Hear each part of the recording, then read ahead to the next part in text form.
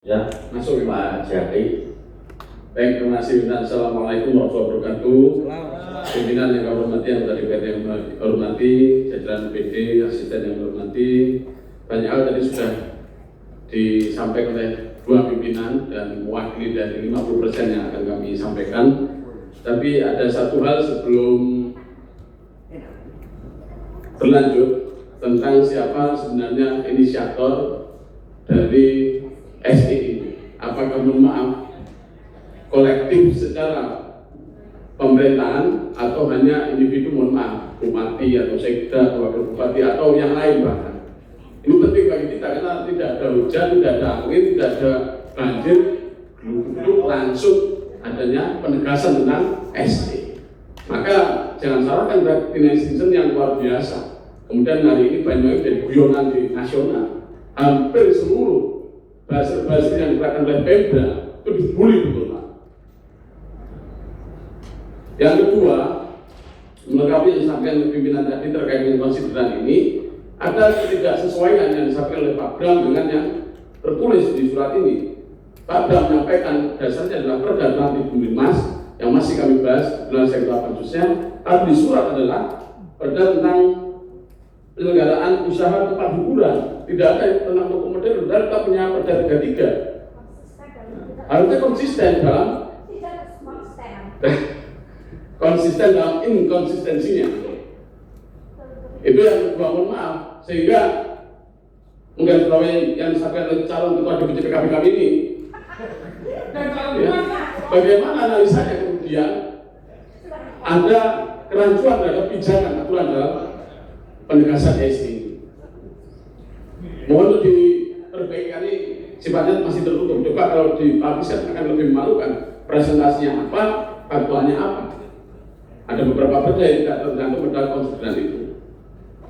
Yang ketiga, saya tadi agak senyum-senyum lihat presentasinya Pemda. Tidak berkelas sama sekali.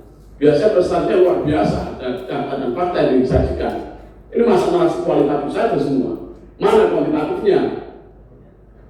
Ini lapor pimpinan, kemarin ada sebuah media yang mengkonfirmasi kami ada rencana penutupan rencana PHK karena memang ada pengurangan satu shift, itu jumlahnya sekitar 168. Ya. Kemudian jurnalis dari media itu dihubungi oleh humas dari Pemda. Mana datanya yang mau di PHK? Karena alasannya humas Pemda itu setiap satu toko modern berdiri akan ada 30 toko klon tutup. Maka saya akan kembali tanya, mana datanya? Jadi jangan asal serampangan membuat narasi kualitatif tanpa ada data kuantitatif. Pandangan ini pemerintah daerah. Ini menunjukkan sekali lagi bahwa ada kelemahan di sini yang sengaja ditutup-tutupi tentang analisis data dan sebagainya. Kalau data saya 168 dari 84 toko, ternyata datanya lebih banyak. Ada 110 toko, ada 10 Alfamart, ada 40 sekian. Berarti lebih banyak lagi yang terhadap PHK. Belum dari sektor private biliar tadi ya, olahraga dengan tangan biliar. Maka akan lebih banyak lagi yang terhadap PHK. Bagi pengusaha fine Pak, kan harus efisiensi, nggak mungkin pengusaha mau rugi. Kalau yang pimpinan tadi menyinggung saya punya toko, saya punya Pak 3 Pak sekarang. Apakah hasil? Tidak Pak.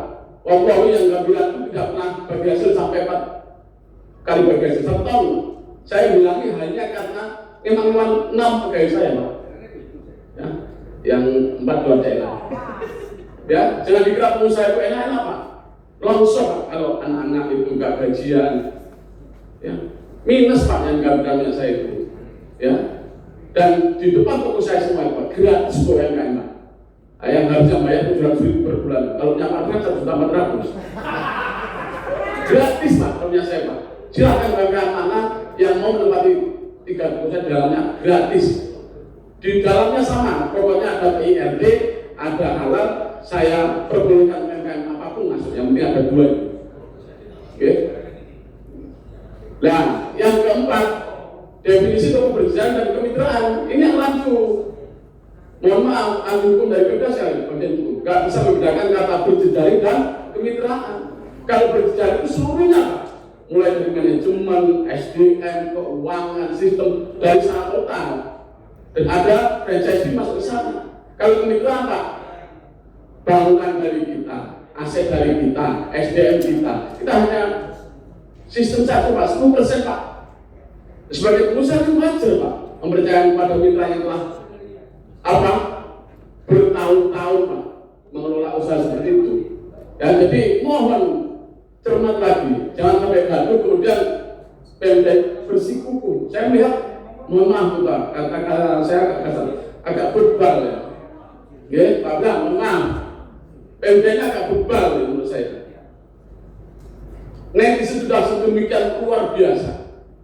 Warganya sudah luar biasa. Saya kira datang di sini sudah, mohon maaf, untuk bisa merespon. Ternyata tetap.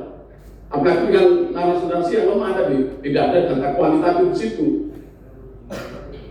Yang selanjutnya kita berharap, kalau kemudian yang disampaikan oleh Pak Bram masalah PAD, berarti aturan ini ditujukan untuk mensrea pemerintah daerah terhadap pelaku usaha. Dikira kita itu tidak kenal pajak PPN Pak, 12% Pak. Dengan kalau masuk toko Alfamart dan yang bermitra bukan berjejaring itu langsung kepotong pajak PPN juga. Kembali mana ke negara Pak? Dan kalau mana ke DAU kita Pak? Oh, dibilang nggak ada reklame kita itu Pak, dikejar-kejar Pak sama Bapenda. Bayar Pak, izin Pak. Jadi mohon maaf, narasinya kurang tepat kalau kemudian toko bermitra tidak atau toko modern tidak berkontribusi langsung terhadap daerah.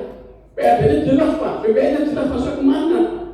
Kalau kemudian membatasi ruang gerak toko modern dengan aturan yang kemudian dipaksakan, berapa kemudian pendapatan negara yang hilang hanya untuk alasan mengejar PAD. Kalau kemudian ada ruang untuk di situ, ya mau dimaksimalkan, misalnya parkir atau apa, mau dimaksimalkan. Kan memang kewenangan daerah hanya masalah reklame, tidak ada unsur bersama dan sebagainya, termasuk pajak eksternal kalau ada Indomaret Point dan sebagainya. Yang terakhir, masalah penegakan perda, ini kritik terhadap Satpol PP. Mohon maaf, tadi masuk langsung PD humanis apaan humanis? Saya dapat kiriman dari netizen begini, bukan Pak, ya. Ada kiriman begini, ini setelah penegakan ini saya ini medsosnya Satpol PP ini Pak, setelah penindakan ulang kece, apa yang kece bahasa Jawa. Nah ini orangnya pakai songkok kacamata hitam, seolah-olah itu kan menantang. Nah jadi saya kirim ke Pak Cahyanto, ya, termasuk overjudging terhadap beberapa kasus, beberapa case yang sampai tua. Contoh di samping utara hukum, cukup segel usahanya, pintunya saja Pak, nggak perlu dibarikade pakai contoh pakai bisa itu. Ada KWP-nya apa yang dilanggar? Iya, mohon maaf jangan lebay lah, jangan lebay. Apa nyolong bupati atau bupati dengan itu? Ya, di pasal 257 itu jelas kode yang baru bahwa ada ancaman penjara 1 tahun dan denda 10 juta. Gak boleh Pak penegakan perda itu melebihi penegakan dari hukum pidana. Ya, kita berpikir ada kasus Pak, tapi dalam hal ini saya kurang sepakat. Rumahnya di satu sisi, tapi jauh ke satu sisi.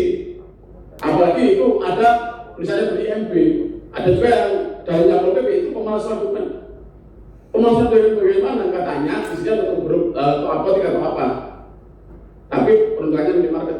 Tapi kan harus ada pendekatan humanis di situ. Kalau memang salah isinya ya dibina. Jangan mohon maaf ya, apa billboardnya ditutup, kemudian dibarikade sehingga orang itu nggak bisa masuk aksesnya. Dolen dengan itu Pak. Ya, yang paling terakhir ini daunnya Sayyidina Ali untuk kita semua. Satu coretan kita, satu coretan kita yang bisa membuat kemaslahatan masyarakat lebih baik dari 100.000 surat sunnah. Ya. Kalau dibuat bagaimana? Satu coretan tidak akan dengan membuat keresahan 100.000 orang. Bongkong. Boleh mandinya. Oke, maka dari itu para pimpinan saya mohon untuk dibatalkan remisi atau apapun namanya. Kalau forum hari ini tidak bisa atau tidak didengar oleh eksekutif, berarti betul-betul keberadaan kita wujud dihika adawi. Keberadaan kita benar-benar tidak pernah dianggap oleh eksekutif. Jelas Pak, pimpinan DPRD, pimpinan fraksi, Komisi Sosial berkata kurang mereka bagaimana perubahan ini? Kalau sampai diabaikan, itu pimpinan Wonggoru Pak balik. Oh terakhir, menyatakan arwah partai kami di Sidokapi. PKB itu sebenarnya sesuai dengan tagline-nya, membela yang benar. Kalau yang benar kita bela tanpa tema. Kalau yang salah, Bismillah kita hajar. Assalamualaikum warahmatullahi wabarakatuh.